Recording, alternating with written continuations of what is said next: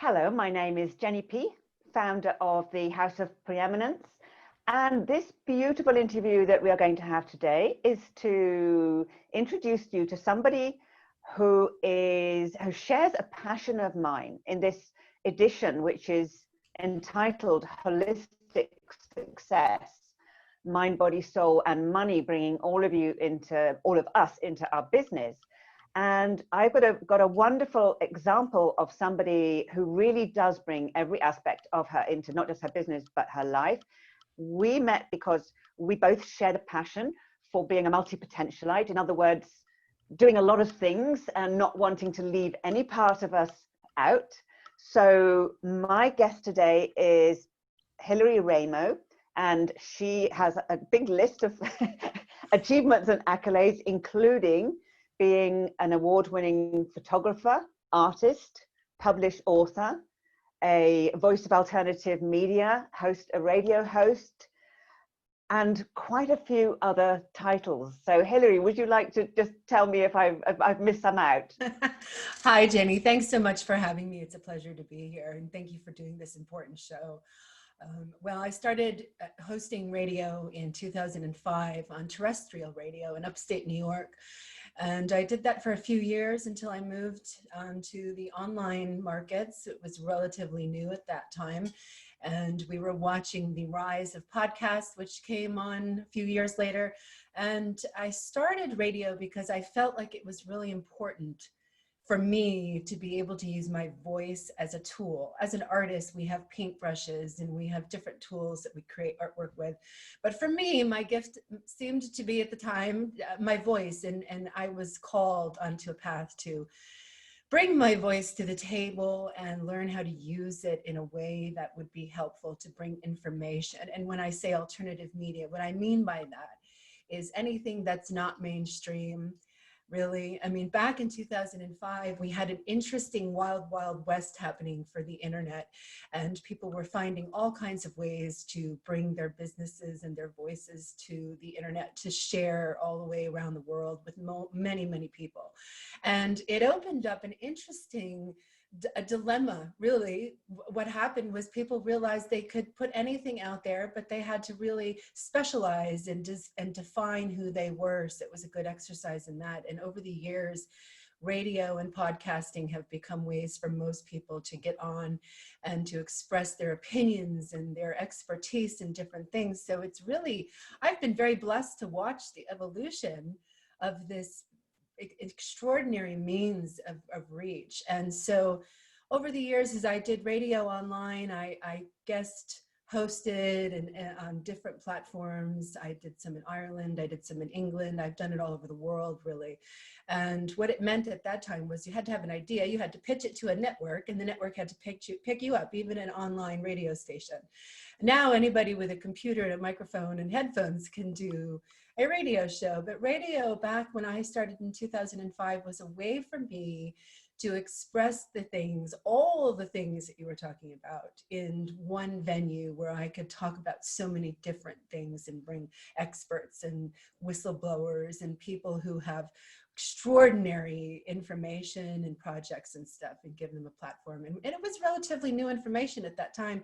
We had a rush, an influx of information that had so many different facets. And you talk about multitasking, you talk about doing all these things. It really served a purpose for me because I had interest in holistic healing.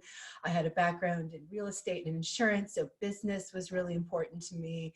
And so how do we combine these two? So I was a Reiki master teacher in 2004. I had completed 2 different levels of Reiki master healing training. So at the time, I was balancing my life back and forth between radio, business, real estate, and alternative healing, and it didn't seem to really match. Everybody says, well, you kind of have all these different hats going. And I said, no, it really does match. Because if you think about it, business, you can take any holistic part of yourself, and we're going to talk about that later, I know. So this is exciting because this is important, especially now.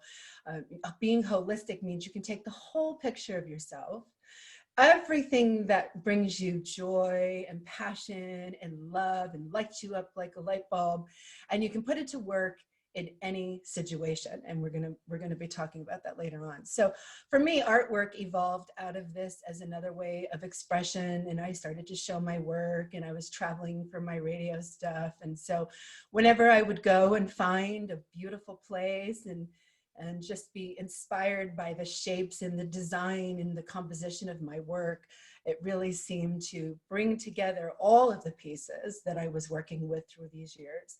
And art for me has been one of the most amazing outlets to build an idea and a concept and then create a visual and then give it to people and let them make up their own minds about what they think about it. It's just really freeing. So I hope to talk a little bit about that too, because I think it's important, especially for women, to find these really strong, creative, juicy outlets for themselves so that they can move that creative energy into whatever it is that they're doing.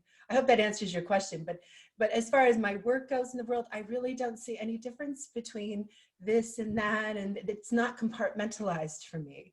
For me, it's just an extension of acts of beauty and manifestation and being grounded in what my intention is. And so hopefully we'll get to that too, and I can expand on that a little bit more. I love that idea of not compartmentalizing life and business. It's always seemed to me to be very, very strange that there is this, like, a work life and a home life, when they do interflow all the time. So you know, this is a lovely big juicy topic. We've got so many ways to come at this. So what's important, I think, more than ever for women now, you know, transitioning at this time, you know, particularly with COVID, is that they bring all of themselves into their business, and they don't have kind of business and leisure, or, you know, playtime leisure. That everything interplays, and also that they are really bringing mind, body, soul, and money all together. So what does holistic success mean to you? Well, holistic success for me means being able to take all of those different facets of yourself and appreciating all of the different mirrors. You know, it's like a crystal. When you have a crystal and you have cracks in it and the rainbows are all made inside of it, it's beautiful to look at. And as you turn it into the light, it refracts all over the place. And so we're like that. You know, we're like cracked crystals. We have these cracks, and if the light gets in there, it creates rainbows. And so for me, holistic success has to do with being able to navigate not only your strengths, but also your weaknesses. And some may see cracks as weaknesses. You know, it's not the perfect, clear, you know, the clarity that we all want. However, without those cracks, we won't have rainbows. So weaknesses are a part of this holistic success, meaning the minute you identify what you perceive as a weakness, well, congratulations, that's the first thing that happens, is because you can't change anything without noticing it. You can't change anything about anything unless you can observe it and have a conversation with yourself about it. So self-reflection is really important. And when we take all these different, seemingly different parts of ourselves and put them together, we become more of a whole person. So what you're really doing is you're bringing the whole person to the table. And you're saying, well, I have this entire ambiance of self present in this moment. What am I going to do with it? Well, we have a couple choices. We could play small, and we could go back to the compartmentalization and think that, well, we have to do this here and this over here, and this mindset and way of dealing with things is for work, but not home. And that's not necessarily the case. You can bring all of yourself to any moment in any given time, and holistic perspective really has to do with being able to kind of go around a wheel.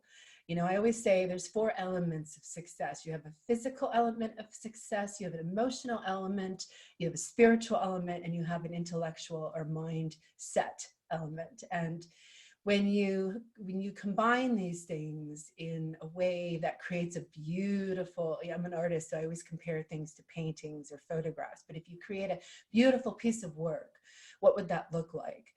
And, you know, sometimes I hear women say, especially, well, I'm not creative and I can't do anything creative. And I doubt that highly. So I think once we start to explore what holistic means for us and what all of those different perspectives tell us about ourselves, then we have to practice going out into the world and being that. And that sometimes is where people get caught up and a little bit stuck, because it's one thing to do it at home or around your comfortable friends circle, or maybe you have a spiritual circle that you go to and you might feel really at home there, but then you go to work and you don't know how to bridge the spiritual stuff into the workplace. And that's going to be really key in the rebuild from what we're going through now, especially because what we're experiencing is a reset, really. We're having an opportunity to look at ourselves and our work and decide, well, this is really what I want to do. You know, we have to ask ourselves these really tough questions. And I'm a question asker. And as a radio host, questions for me have always been a way to get into deeper areas of these holistic places, to pull out the strength and the beauty, and to heal the weaknesses or wounds that we might find along the way. Because holistic really is healing, and you're healing different parts of yourself so that you can go out and be a whole powerful exclamation point. I always like to say, well, it's like being an exclamation point versus a question mark or a period.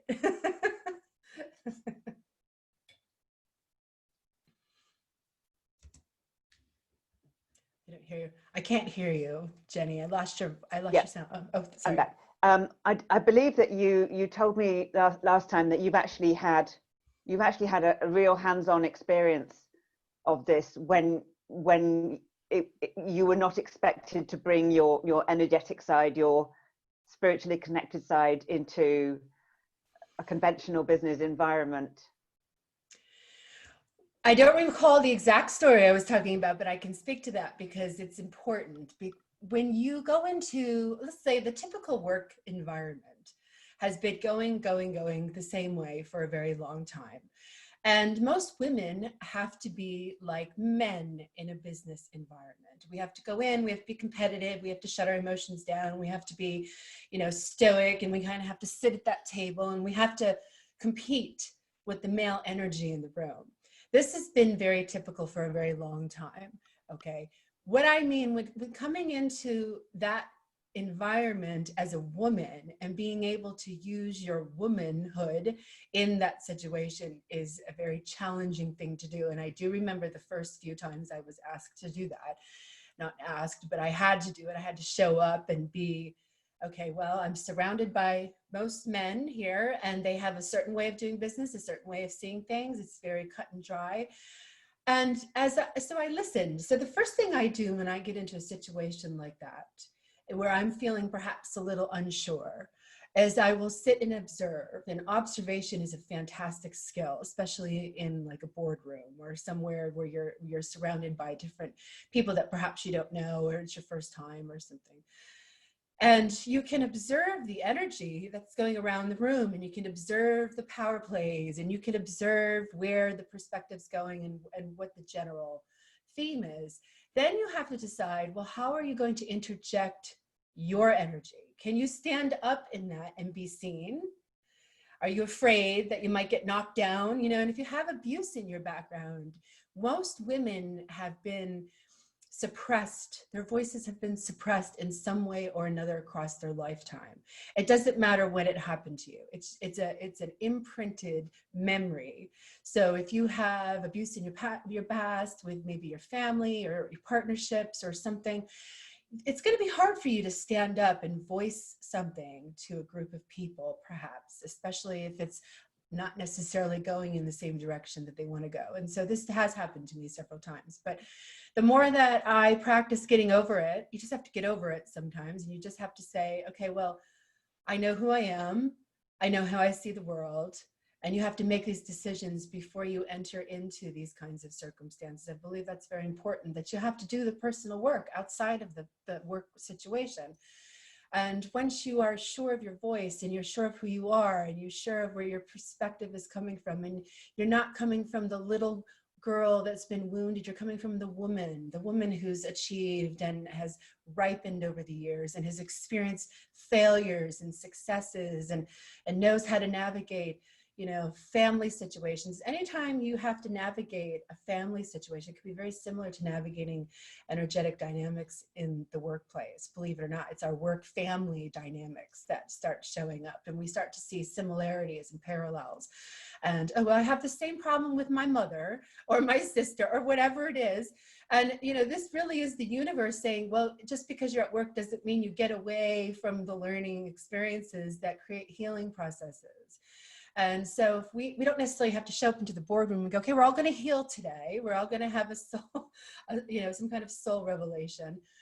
But you can bring inspiration, and you can bring a more sustainable perspective, because, you know, most male energy in the business is very linear. It's very fact oriented. There's not a lot of intuition that comes into these things. However, I have met men, though. I have to say this.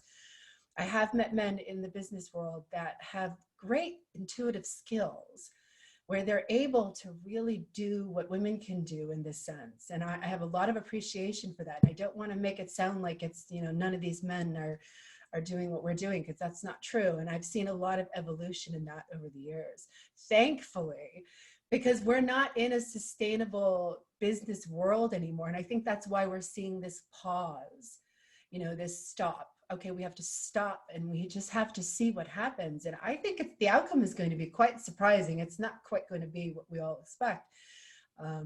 But anyway, my personal story is of having to stand up and voice myself and know who I am. I can give you lots of examples of fumbles and times when it wasn't so comfortable. But the more I practiced, and the more I practiced at home, the more it became a spiritual practice to be more and more authentic in your voice and in your thoughts. And you know, you're not trying to be so-and-so, or you're not trying to be the boss, or you're not trying to be anybody else but yourself. Something happens inside of you that begins to click, and everything just aligns with that click, and you start to have beautiful moments of self-expression, and you can contribute to the team aspect much better when you're willing to stand up and say what you want, or how you see it, or how you feel about things, versus trying to side and pit with certain groups of perspectives. Just be yourself. That's really what holistic success is you have learned to be yourself despite what anybody else thinks, right? I think so. Yeah, absolutely. In fact, what we're doing is we've actually already identified 3 or 4 areas, 3 or 4 interpretations of holism, of being holistic. So we started by underlining how important it is to bring all of our talents, gifts, skills, passions, and aspects of our personalities into our life.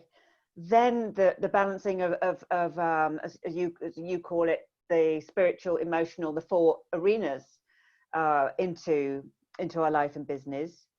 Then this other aspect of integrating our masculinity and our femininity, that's another way of becoming whole, and it doesn't just apply to women, as you so succinctly said. So that's already 3, and then there's this 4th dimension, which we've all really felt over the last 2 or 3 months, which is this, you know, it was so blatant, this interconnection with each other, and that we are interconnected, and we really do have you know, an effect on everybody else. And even people who've never done any kind of introspection have realized the consequences of their life and everybody else, because we've had to mask ourselves, we've had to distance ourselves, we've had to become very aware of the effect that we have on everybody else. So would you like to just touch on that aspect as well, that in the whole equation? Well, it's interesting that you bring that up now, because it's a good point. As we distance ourselves from others, it's strange, because at first I thought, well, this will be kind of odd But then over the weeks and months of doing this practice, I've realized how sensitive most of us can really be to other people's energy. Okay.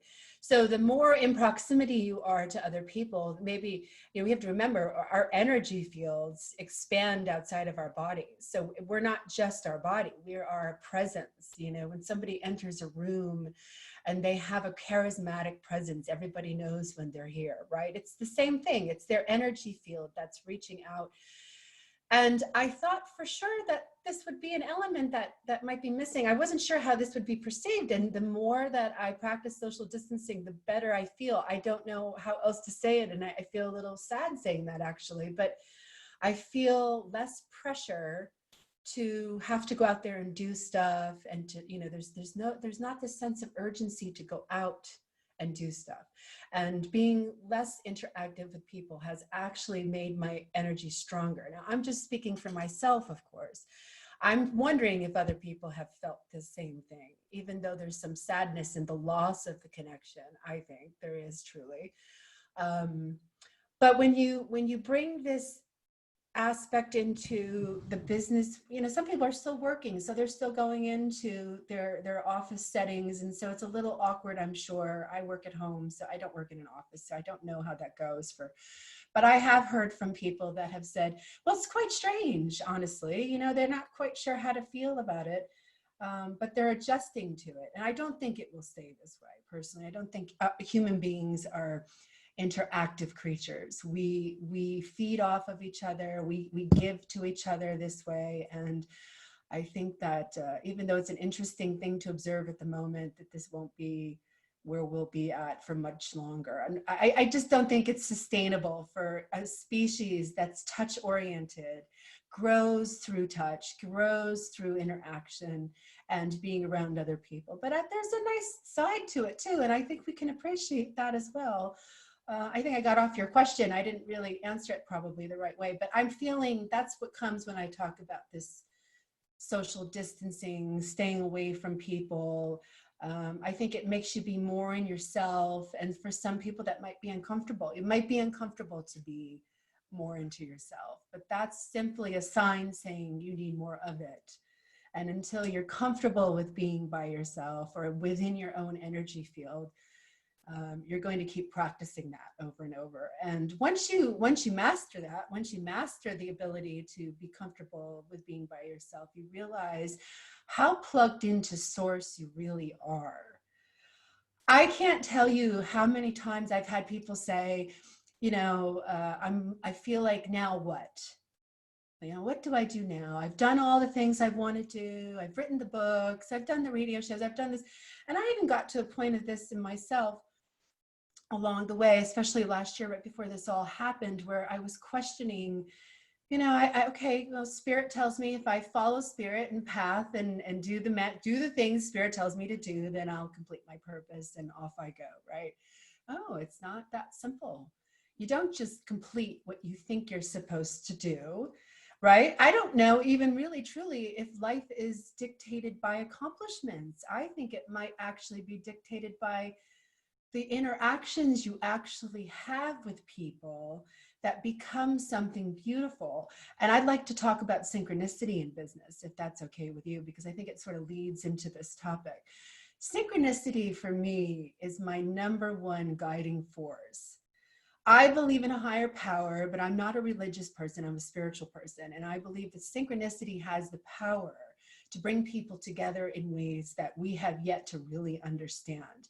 Most people become so afraid of that level and power of connection that they will stop it and walk away fast before they have to do much more with it and tell themselves whatever they have to tell themselves. However, if they stayed a little longer or pursued that connection, without a doubt, there would have been some magical element or lesson or guide into the next step. And I know you understand this, Jenny, because from what I understand, you've been doing your magazine this way too. And the synchronicity of crossing paths with people has led you to other people and to other people, and on you go. And it is like that with business. Business is not going to be the same moving forward. I can already tell it's changing everywhere. Most people can see the signs on, the writing on the wall. And synchronicity has the ability to bring your business to the next level if you allow that feeling to grow. And so what happens is between two people or a group of people, you have a synergy that starts to happen. And the longer you allow the synergy to, I don't know, like marinate, if you will, then you start to have more and more powerful moments, and they become quite strange. Now, what is this force? James Redfield did it just great in this Celestine Prophecy, where he talked about the ability to move on your path according to the signs that you cross paths with along the way. And I'm a big fan of him. In fact, his books were one of the books that spurred me on my spiritual journey, in fact. And going back and reading it every now and then, I'm always reminded, oh, that's what that was. Oh, right, we have to let this happen. And as businesses evolve to be more spontaneous, to be more flexible, to be more caring and concerned with the what's going on with the day, we realize that if we don't open up to these messages, these higher messages that come in this way, then we may miss something. I know when I've missed something, at least I can speak for this myself. So if I've crossed paths with somebody and the synchronicity went from 0 to 60 in the first 5 minutes of the conversation, I know I better sit down and finish this.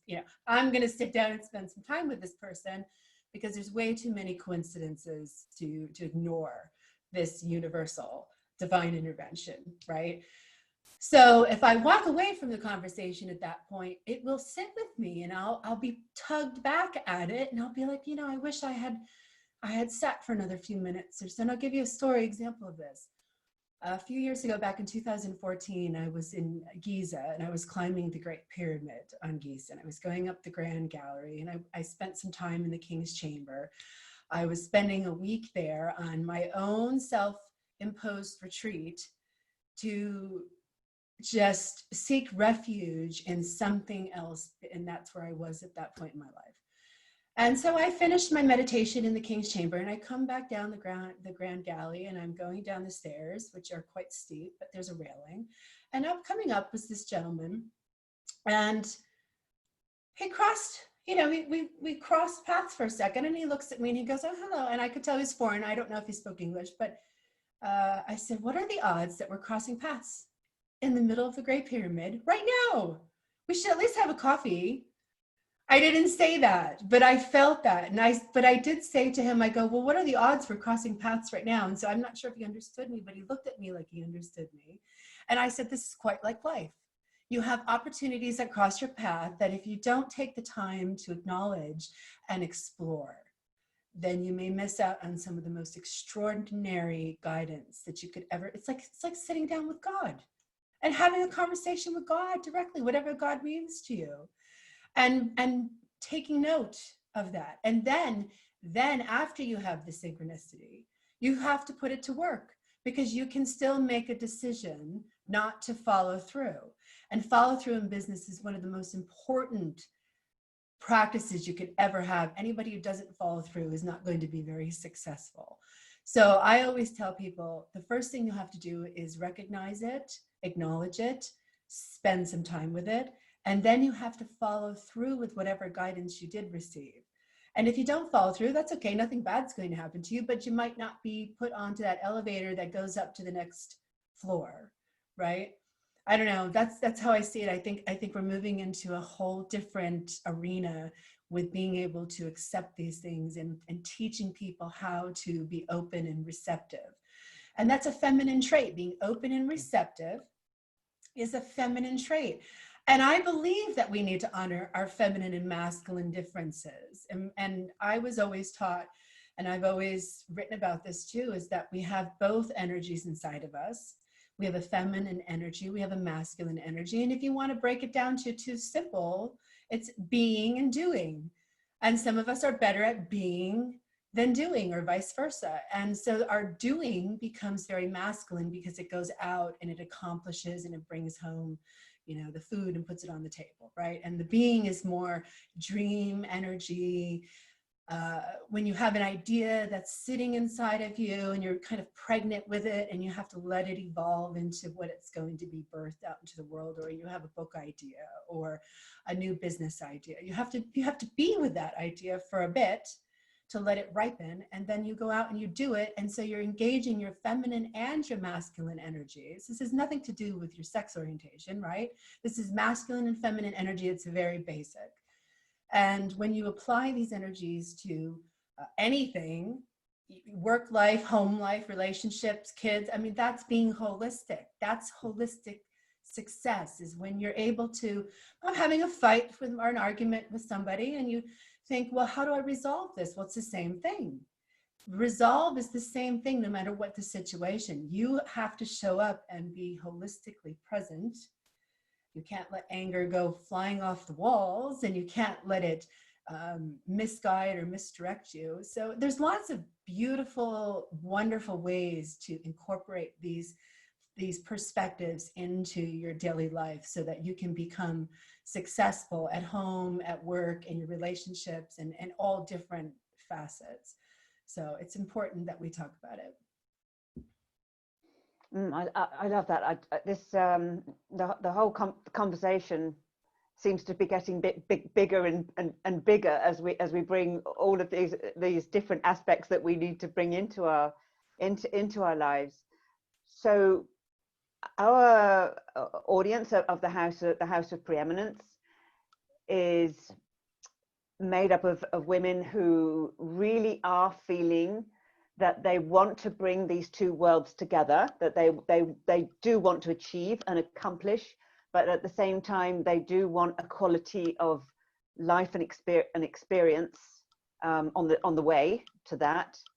So what would you say to women now as they're re-examining their lives, re-examining how they show up in the world as we move forward out of this really catalytic shift?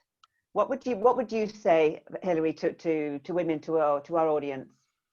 Well, it's about identity, isn't it, really? It's about knowing your identity. And if you know your identity, you can show up in any situation, anywhere, and just be comfortable. So identity, women think that achievement sometimes has to mean you exclude pleasure, or you exclude the things in your life that you have to cut all that out in order to achieve. And that's not necessarily the case. It's simply about being present and remembering the things we just talked about, really, is that whatever situation you're in, it's not that it's holding you back from that success and achievement. It's that it may be holding a key or a treasure to the bigger picture. And we are talking about bigger and bigger things, because you can't have this conversation without going into the panoramic view of everything. And once you go to its panoramic view of everything, you start to see things you didn't quite correlate. Oh, I didn't think that had much to do with this, but it does. And that's what you start to notice and observe about yourself. And achievement, well, what is that really? What is achievement to somebody? Is it getting that certificate of accomplishment? Is it getting that raise?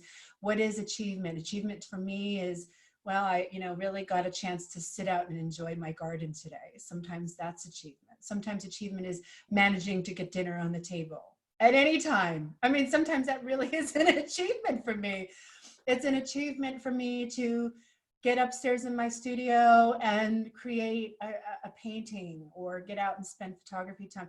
So for most women, I think we have to remember that underneath it all, we can still be the same. We can be sexy, vibrant, beautiful beings of light, and vibrant, and show up and make the most of everything.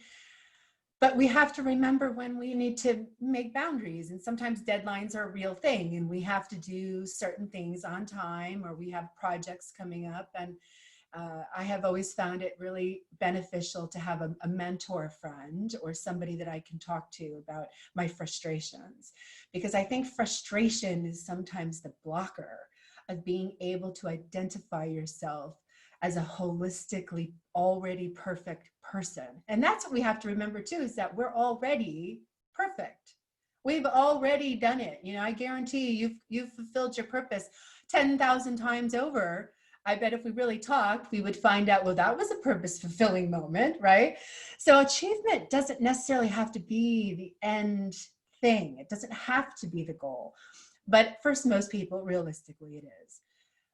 However, I'd like to challenge people to change that perspective a little bit, that it's not so much about achievement and trying to do it as it is about following your bliss and your passion and showing up authentically, and your identity in that is really key. So for most women, their identity may be mom, employee or boss. You could have a partnership, a lover identity, a spouse identity. You know, you have these hats that we wear. And especially right now with so many moms being home and having no daycare and no school to send their kids at, we have to wear different hats and the same day, and we feel like we're changing them constantly. And I want to remind these women that are going through these challenges that it's okay to not be okay. That can be a thing too. It's okay to not be okay. And sometimes you need help. So have somebody that you can reach out to and say, you know, I'm having a challenge right now and I really don't want to be mom today. I don't want to cook dinner. I need to focus on, then find somebody to make you dinner. Takeout is great, right? Figure out ways to create your space so that your space is honoring you and everybody else around you at the same time. And I think that that's a multitasking that we're made to do. I think as mothers, even if you've never had children, you can relate to this.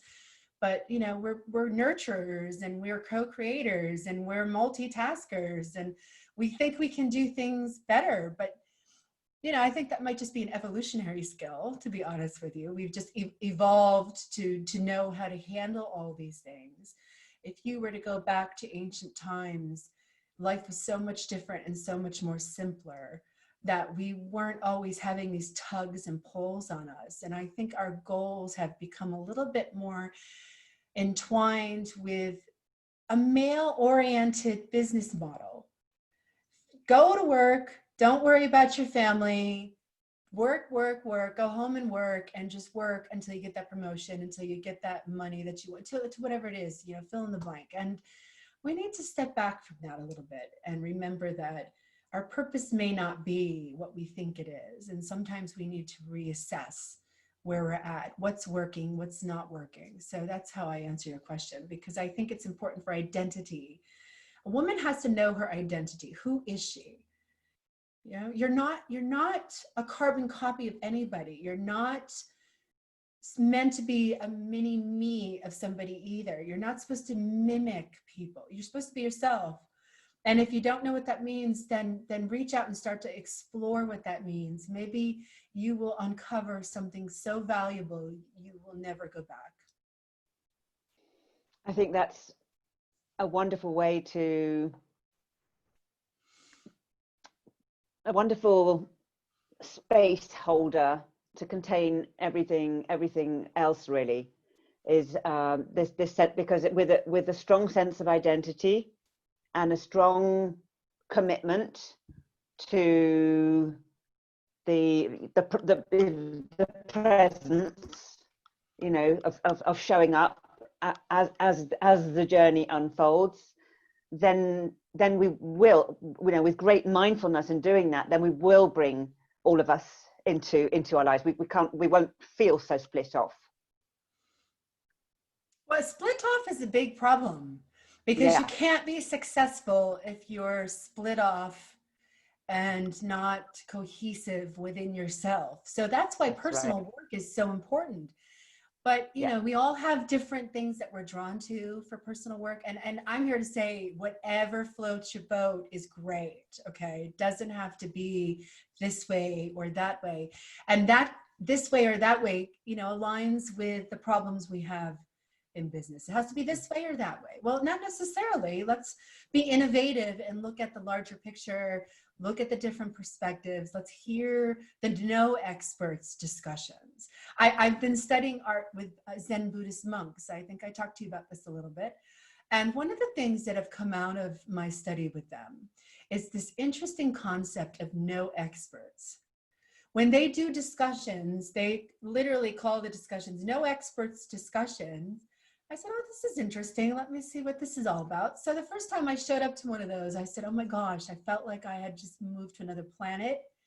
And I was feeling fantastic and alive and like a spark. And it was really wonderful to be seen and acknowledged just for being human and just for having a perspective and an opinion and a voice to do that, and a way to hold space for other people to do that too, without always thinking, well, I know this and you know that, so let's just, you know, come together and do this and that. And there's value in that, but we have to learn to go back to the basics where creative original thought comes from. Creative original thought comes from that childlike mind state of curiosity. And once you can go back into that curiosity, your imagination is lit up. You know, when we were little girls, imagination was in paramount. It was so important. If you didn't have imagination, how boring is your childhood? Imagination allows this fertilized energy to kind of bubble up through all of the layers that you are, and you get these aha moments. And that's why childlike innocence, even as an adult, could be your inner child. You know, we all hold on to this element of inner child as we grow up. So when you look at little children and you see how wild, they're like kittens. I just got a new kitten, by the way. So I'm learning all this new kitten energy, this play, and it's imagination, and it's spontaneity, and it's the no holding on to anything. No child I know really has ever said, well, I'm still grudging about that a week later, right? We all know adults who do that, but children have this interesting way of being able to go from one state to another state without any attachment. And really what we spend thousands of dollars on over the course of our adult life is to get back to that state of detachment and being able to let the spontaneous, imaginative, creative, questioning energy come through. And I can't think of a better place to start for any business concept, for any home family arrangement, for any relationship arrangement. If you can get back to that creative, primordial space that isn't filled with everything you know and all your faults and your strengths and all the things you've decided about yourself, then these amazing things start to bubble up. And then the problem becomes, who are you going to talk to about it? You know, are you going to journal it and let it go into your, fine, that's fine, nothing wrong with that. But when you find somebody that you can talk to and conversate in that space alone, I have seen more magic happen in creative teams than any other team when that is fostered, encouraged, and appreciated, and almost rewarded when you can show up in that way. And I have found that if you're taking that approach for a team, if you're on a team and you have that creative synergy amongst all of you, great things come out of those places, things that nobody's ever thought of. And that's what we're really looking for: original thought, original innovation. We're all hoping our younger generations grow up and cure cancer and fix the economy and make people nicer and, you know, do all these wonderful, hopeful things that we really are all searching for regardless. And I don't know how you can do it with a closed mind and without that curiosity. So the first thing I'll do when I show up to a team is I will start to stir the pot to see where we're at with this imaginative, creative curiosity. And if it's really stuck, if it's really low vibration and they're not moving anything, it's no surprise that the ideas aren't flowing in your boardroom. But if they are open and their eyes light up when they talk about things, and the management is listening, and they're open to these ideas to come in, no matter where they come from, right? Then these beautiful things bloom out of these things. And so I've seen both sides of that. And I can tell when a company isn't going to go much further because they're so closed down. They have lost that connection to that innocent creativity, to that appreciation of spontaneity and synchronicity, and they've shut down to that. And if you talk about that, they don't want it. And so they won't be in business for much longer. And they usually, you know, it usually ends up down the road that something happens to them. Greed is another thing, corruption. These are very real components of life that we're all being exposed to. We're all seeing different facets of that. And so what I say to people usually is, well, then you have to bring it to the microcosm. Everything on the outside of us is a reflection of what's going on in the inside, especially if we have an emotional reaction to it. People say, well, if everything's a mirror, they just kind of go crazy and they think, oh, I can't take it. Well, just go by the ones you have emotional reactions to. Emotions are the greatest guideposts when it comes to navigating tricky energy or components of situations that you're not quite sure, or somebody's not quite being honest with you, or they're deceiving you on some level. You're going to feel something's not right. And so you might shut down. So the minute you shut down, isn't that being corrupt to your true self? So corruption on a smaller, more personal micro level, well, I shut down and then I turn off my spontaneous, creative, juicy energies, and then I don't share. And then the whole thing falls apart. And it could be very well my fault because I shut down because I was afraid or insulted or took it personal, right? You have to learn how to heal those things inside of you that trigger the responses that aren't appropriate for these situations. And these responses that aren't appropriate for boardrooms or for your businesses or your staff meetings is that emotional reaction that, the little girl, the wounded little girl or the little boy and all of us is going, well, I want to be seen and acknowledged, stamp my foot. So there's lots of these different energetic situations that you can study, really. You can study these and you can figure out how to resolve based on these. If you learn to not let your emotional reactions dominate, but you learn to let your emotions guide, like gentle guides, where they're more about affirmation than they are about confrontation. Yeah. Well, I think I just noted down. I think we actually added on to these other aspects which are vital to us, including the inner childlike spontaneity, which we also need for wholeness, and the creativity. Obviously, this primal creative flow, as you call it. So, what are you personally going to be? Now, first one, I just got a quick question is, I'm somebody who, I don't like to compromise. Like, I don't like to compromise in having bits of myself that aren't in my life. I want everything. I want the whole lot. I want the whole, even when it's messy. It's like, I don't want to, it can all come in, everything. So, and that's no compromise for me, which is not everybody's cup of tea. So, what is your vision as you move forward now, and you start to develop your new projects, coming out of COVID, with this new vision, with all of these new things that are coming in for you, is what is it that you just won't compromise about? That's a great question. I'm so glad you asked that. I will not compromise on self-care. I will not compromise on the fact that I like a lighter schedule. Okay. I won't compromise on family time. I won't compromise on close, connective, intimate time with people I love. Those have become my top priorities. Being outside. I know that it doesn't pertain to business necessarily, but it does. It does pertain to business, because if I'm doing what I won't compromise on, then I'm being authentic to my identity. And if I'm being authentic to my identity, then I'm going to show up in whatever project I take on, and I'm going to be 100%.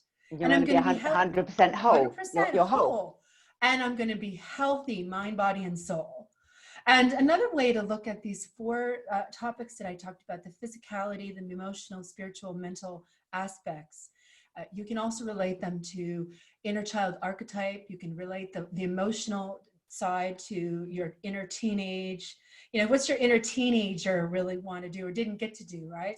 And you can go into the spiritual side, and it can be the inner adult. Well, do you like yourself as an inner adult? Not all of us like to be adults. right? Then you go into the intellectual mental side and your inner old wise one. You know, we have these four fabulous inner archetypes that will guide us into so many aha moments if we allow them to. And compromising, I won't compromise the fact that I look at life a certain way. And it doesn't mean that I don't appreciate other perspectives or opinions. We can't operate without allowing other people to have that same freedom of thought. We become a soup, right? You know, there's four people sitting in a room and we're all talking about wonderful things. All four of us have a right to an opinion and a perspective based on our individual life experience. Not everybody has the same life experience. Not everybody's done the same thing. So we have value in experience as experts, right? If you've done nothing your whole life and you've sat in a chair your entire life, I can't take your opinion as I can take it, but I can't take it quite as much as I can take somebody who's traveled the world and seen other cultures and done this and that. So coming out of this for me has been an interesting thing. I had a lot of exhibits that were canceled. I had a lot of personal achievements that I had worked really hard over the last 3 or 4 years that were, you know, we're culminating now as the climactic part. And so when they all fell off the schedule, I said, well, you know, nobody has talked reschedule. So I don't know if they're coming back. And I've lost trips. I was supposed to be in India. I was supposed to go down to the Caribbean to rejuvenate. So I've had to come up with creative ways to rejuvenate myself. And every day I get up, no matter what, however I'm feeling, and I refuse to just sit around and feel sorry for myself. And I think that's not compromising. I'm not going to compromise because I've lost all these things. Okay, I'm not going to sit around and feel sorry for myself. I'm going to eat good food. So one thing I'm not compromising on anymore is nutrition and how important it is to build the immune system, because viruses have been here since day one and they're not going anywhere. And to think, you know, I have grown children. I have adult children, Jenny. So when I was raising them and going through colds and flus and vomiting and diarrhea and everything else a mother gets thrown at, right? I was thinking to myself, God, I'm getting pretty good at this. I know when the fever comes, I know what to treat it with. We become at-home caregivers in ways, whether we're doing it for children or grown adults or parents or a spouse or whatever, we become caregivers. And the minute we take on that role, we learn a lot. We may not be doctors, but I sure know how to treat a flu, and my kids get the flu, and I will go for that. And so one thing I've learned not to compromise on is my own intuition, knowing when I need rest, knowing when I need to eat, knowing when I need to get more sleep, knowing when I need pleasure, knowing these things about ourselves. I mean, we spend way too much time burying all that just to have to dig it all up later on because we're so fed up, right? Yep. So compromising is an interesting thing. Don't compromise certain things. You find those things and then you make them pillars of what you are. And it's so important to find a source of happiness that does not depend on anyone and cannot be taken away from you. If you can find a source of happiness that cannot be taken away from you, your achievement levels will be endless and full of tons of potential. I love that. I love that. I think that is a beautiful eulogy to take up as, you know, going forward. So I think that really, really beautifully envelops everything that we've developed. You know, everything we've been developing here is leaving no part of us out, no part of us, but being grounded in a solid identity with this presence always of the journey, not being fixated by the goals, and always open to the happiness, to the bliss, to the health, you know, the exquisite self-care. Yes. So I thank you so much for taking us on this journey and helping me, because we've bounced to and fro and helping. Well, we've done this together. Is just to unwind this whole picture of what holistic success really, really means, deeply, deeply, deeply. So thank you so much, Hilary. This has been inspiring, and uplifting, and I can't imagine anybody will go away and not want to have, you know, really work on on renewing their vision for life with all of them included. That's all we can do, Jenny. We can only get better. So if you look at this whole thing as opportunity, so many people and places are offering free classes, free this. Take advantage of it. Find something that you can do during all of this, if you haven't already, and find something that can make you better.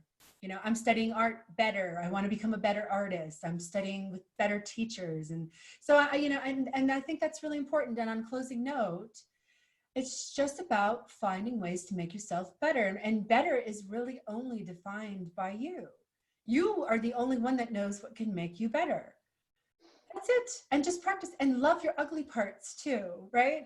One of the things that really I'd like to end on is it was a big revelation for me when I started to realize that women especially have this thing that they feel they need to be attractive to be successful, that they have to look the part. And that's not true. That's just not true. So I was very freed at the moment. I said, well, you know, I don't have to care so much about it being about the physical part. It can be more about the other parts. And so for me anyway, that was one of my revelations on my journey, was that attractiveness is, we're taught as women that being attractive is what you need to guide your life on, and you'll be rewarded for being attractive. And I'm here to say that attraction is a matter of opinion, and so it doesn't matter anyway. And so just go out and just feel beautiful for yourself, and that's all that matters. So that's what I've been doing. So self-care falls along in those lines where you're not living up to somebody else's standard of beauty. You're living up to your own standard of beauty. And in that authenticity aligns everything. And then it all just starts to click. So thank you for the opportunity to bring this message to people. I really appreciate it.